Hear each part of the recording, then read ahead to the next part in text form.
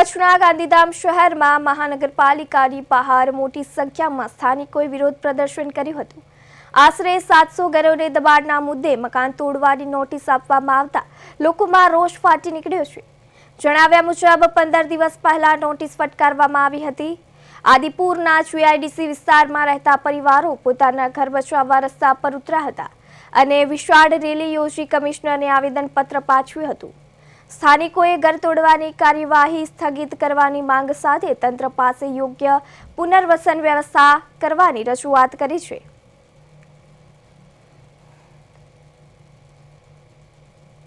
ગુજરાત આખામાં જે રીતે ગરીબ માણસોના ઘર તોડીને સરકાર બૂમો પાડી રહી છે, એવી જ રીતે આદિપુર વિસ્તારમાં જે